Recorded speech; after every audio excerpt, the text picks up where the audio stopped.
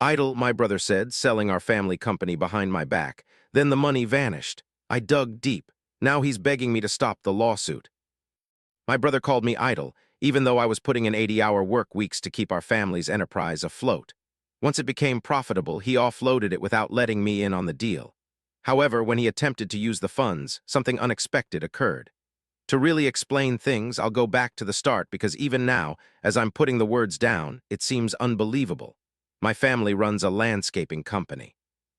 It's not a huge operation, but it has been owned by us for many years. My father created it from nothing in the 1980s, and I watched him dedicate his life to it while I was a kid. But a few years back, he started getting sicker. Doctors found out he had early Parkinson's, so he was unable to keep running the business in the same way. That's when Frederick and I took over.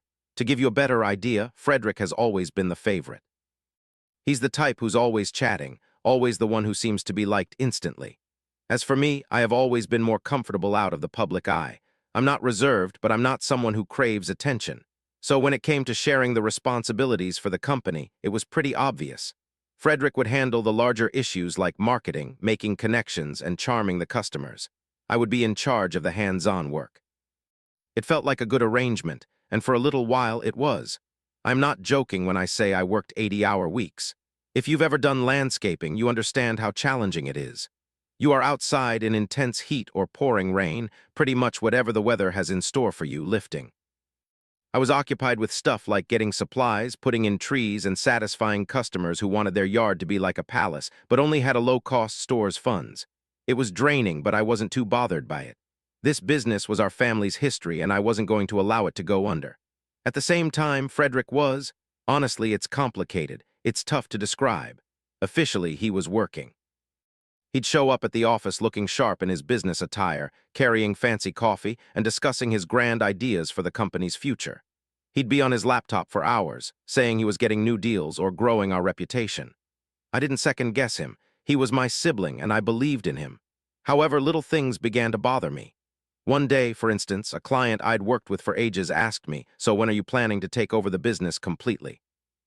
I was confused, and I told him that I already had since our dad had taken a step back months prior. The client gave me a weird look and said, "Oh, Frederick mentioned you were still in the process of figuring things out." I just dismissed it then. Perhaps it was a mistake, or maybe Frederick had said the wrong thing. But over time, I started hearing similar remarks from other clients, acquaintances, even relatives. The story Frederick had been telling was clear. He was the one calling the shots, and I was just helping out when I had the time. At family meals, Frederick had a way of controlling the conversation. He'd talk about how tough running the company was, the stress he was under, and all the things he was doing to make it succeed. I felt sure we hadn't messed it up. I just sat there silent, trying to keep my annoyance under wraps. Honestly, what else could I say? "Hey, Frederick, remember last Tuesday when you were out on the golf course?" While I was installing sod for a full 10 hours. But there was one particular moment that really stood out. My mother was practically falling over herself complimenting Frederick, telling him how proud she was that he was taking initiative. Then she looked at me and said, "Edward, I recognize you're trying your hardest. Keep up the good work." My mom isn't a bad human being. She's usually very sweet, but it felt like a complete insult. Frederick had somehow managed to persuade her that I was the lazy one. After that interaction, I started paying closer attention. The more I looked, the less sense it made. Frederick would talk about his meetings with prospective clients, but when I'd ask for more details, he'd become evasive. He'd claim he was acquiring new clients, but the contracts were all for projects I had already secured months ago. Furthermore, there were the expenses, including new laptops, expensive business lunches, and travel, none of which seemed necessary for a small landscaping business like ours. Even so, the company began doing well financially. My intense efforts, along with the hard work of our entire team, were the reason. We finally were no longer in debt, and for the first time in ages, we were generating a significant profit. I experienced an incredibly strong feeling of accomplishment, knowing that I had rescued my dad's company. But Frederick, he began acting odd. He became more reserved. His typical showmanship was present, but it didn't appear genuine. At one point, he said, "Man, you need a break. You're burning the candle at both ends." That advice was from the same person who once phoned me at 6 in the morning complaining that I hadn't repaired the lawnmower. It didn't seem like he cared. It seemed like he wanted me out of the picture. And then everything changed. It began like any other typical day. I got to the office, ready to go over bills and map out the week's work. But as I stepped inside, something felt wrong. The desks were bare, the whiteboard where we kept tabs on our projects was completely erased, and the file cabinets were devoid of paperwork. I tried to reach Frederick, but he didn't answer. Then I noticed the envelope sitting on my desk. It was from the purchaser, a large landscaping company that I was vaguely familiar with. The letter expressed their gratitude for the effortless handover and outlined the sale's conditions. Sale? What sale was he talking about? I dialed the phone number on the letter and spoke to the buyer's representative, who explained that Frederick had finalized the agreement 2 weeks prior. The business, my family's business, was gone, just like that. When I eventually spoke to Frederick, his answer was simply astounding. "Calm down," he said, as though I was making a big deal out of nothing. "It was the best decision for everyone involved." He said I wouldn't have understood, so he didn't involve me in the details. Anyway, after discovering the buyer's letter on my desk, I experienced every feeling imaginable. I was shocked, furious, and heartbroken, but after a couple of days, the sadness subsided. The only thing I had left was this overwhelming need to discover the truth behind everything. It all just seemed so improbable. Initially, the timing of everything seemed off. Frederick had already sold the business a fortnight before I even learned about it, which meant that he had been living his life as usual for a full 2 weeks, all the while keeping this huge secret. He even had me over for dinner one of those nights, and he simply asked, "How is work going?" As if nothing was different. Honestly, who does that? Then came the money aspect. The buyer's letter made no mention of the sale price, and that felt strange to me. Usually when a company buys another, they can't wait to boast about how much they paid. So where was the number? That's when I decided to investigate. If Frederick thought he could sell the business and just vanish scot-free, then he didn't know me as well as he thought. I started with the company's records. I could access some of the documents because technically, I still co-owned the company, even though Frederick took care of most of the paperwork. The moment I opened our accounting software, I almost closed my laptop in pure aggravation. Everything was a disaster. Almost half the files were either incorrectly labeled or nowhere to be found. It was like Frederick had purposely made everything as difficult as possible to understand. But I persevered because I knew there had to be something I could find, and I was right. It started small. I uncovered a string of payments labeled as consulting fees. At first, I didn't give it a second thought. We sometimes brought in outside help like web designers or marketing gurus. But the sums were unusual, costing thousands of dollars each time, and the payments didn't correspond with any work I recalled greenlighting. That's when I realized who was getting these payments, a company called F&F Ventures. The name didn't jog any memories, so I did a quick search online. I didn't find anything. No website, no business listing. It didn't exist, or at least not in the way Frederick wanted me to perceive it. As I continued to investigate, the situation grew more disturbing than I'd anticipated. F&F Ventures wasn't a real consulting company. It was a phantom entity Frederick had established a long time ago. I located the LLC registration under his name. For years, he'd been diverting funds from the business, transferring it into his bogus company and lining his own pockets. And it wasn't just small amounts, he'd stolen tens of thousands of dollars. At this point, I wasn't just annoyed, I was furious. I'd been putting in 80-hour workweeks, working tirelessly to keep the business afloat, while Frederick treated it like his personal piggy bank. And the most awful aspect, he had been so self-satisfied about it. All those occasions he'd boasted about managing the company or making sacrifices, it was all a fabrication. Prior to confronting Frederick, I chose to inform my parents. I thought they deserved to know what was happening, especially since it was originally their business. But I was completely unprepared for how that conversation. I gathered them together and laid it all out for them. I told them how Frederick had secretly sold the company, and how he'd been secretly taking money for years. My father was absolutely enraged. He's a traditional, hard-working man. And the thought of Frederick pilfering from the family felt like the ultimate betrayal he couldn't comprehend. My mother, though, was torn. "Are you certain you haven't gotten something wrong?" She questioned me. "Frederick always has good intentions." I was stunned. Good intentions? He stole from us, and then he sold our family's inheritance. However, Frederick's charisma is his strength, and it was clear. He'd used it to make himself seem like the good guy in the situation. I understood right then that if I wanted to get justice, I couldn't count on others to support me. I had to manage this myself, I decided. To speak with Frederick in person one night, I didn't call or send him a message. I really wanted to see how he'd react when I presented the facts. So I showed up at his place, unannounced, carrying a folder stuffed with evidence. When he opened the door, he seemed surprised but not concerned. His irritating confidence hadn't diminished. "What's going on?" he asked in a casual way, as if we were just chatting. I didn't hesitate. I walked past him and dropped the folder on his dining table, demanding, "Would you like to elaborate on this?" He looked through the documents, his face giving away nothing. Then he looked up and said, "You're blowing this out of proportion. It's not as serious as it seems." Not as serious. The nerve of him was unbelievable. I mentioned the payments going to F and F Ventures, the shell company, He brought up some missing financial documents. Can you imagine what he said? I needed the cash to keep the company afloat. You wouldn't grasp the whole situation, you only see the details. I was completely stunned. He was still trying to claim he was the genius behind everything and that I was some sort of ignorant worker.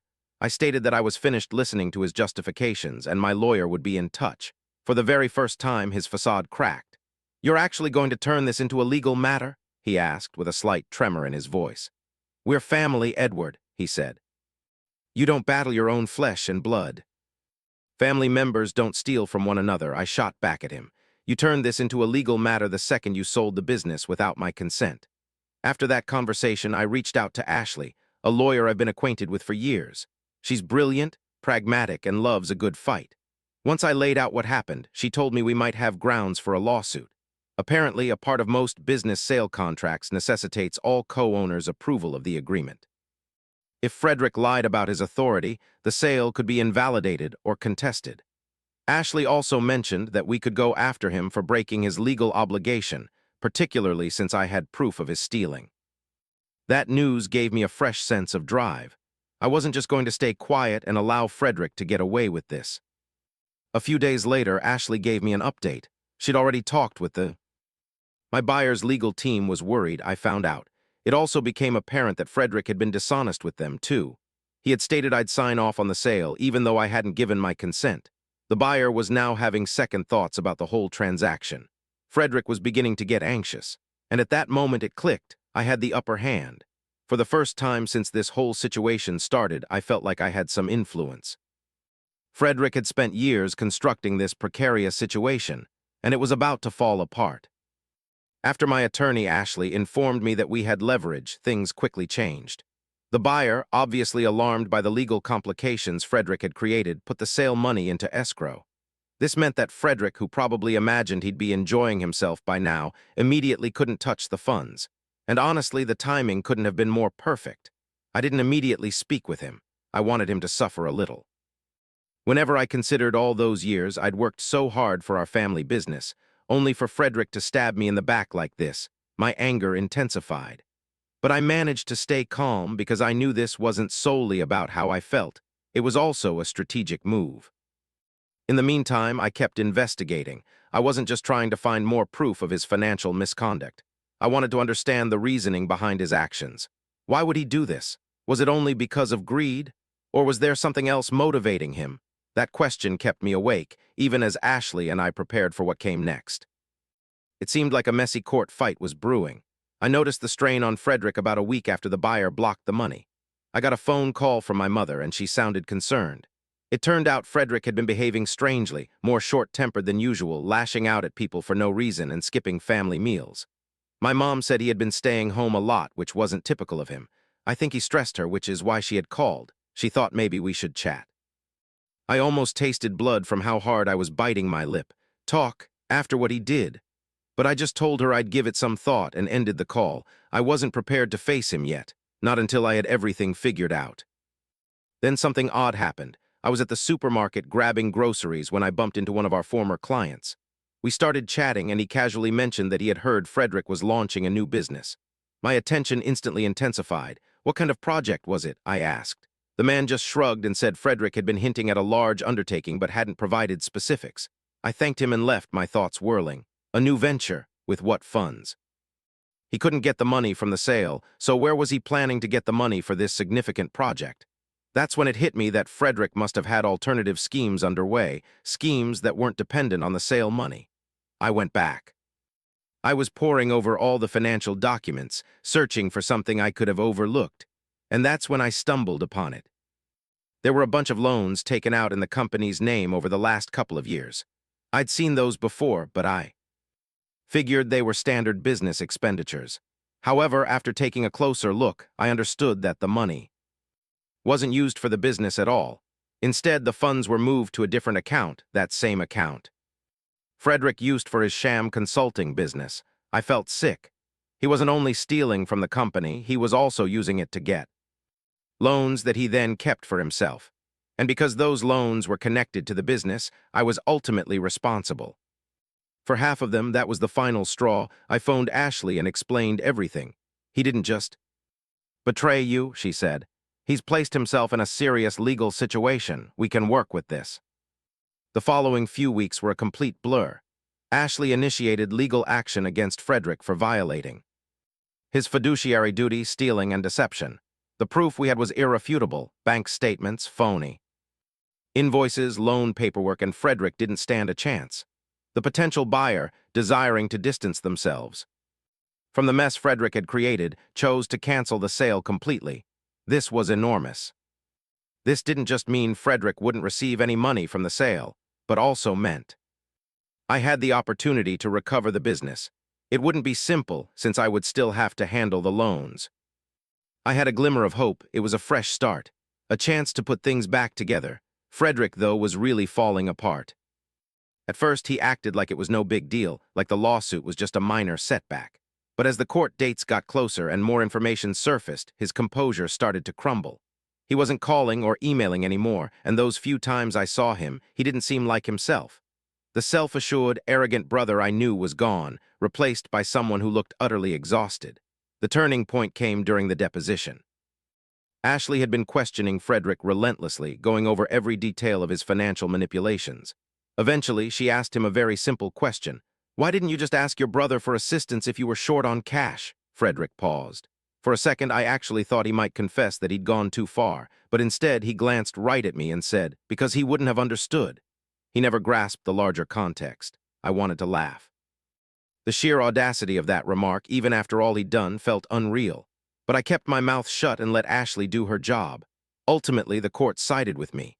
Frederick was instructed to pay back the money he'd taken, encompassing the loan amounts, and the buyer officially gave the business back to me. It wasn't a complete win. I still faced a huge amount of debt, but it was enough. Frederick, however, was left with nothing. My bank accounts were locked down, my name was mud, and even Mom and Dad, who had initially tried to stay out of it, were really angry with him. It's been a handful of months since everything went down, and stuff is slowly getting better. I've been putting in serious hours to get the company back on its feet, and though there's still a lot to do, I'm pleased with how far we've advanced. What about Frederick?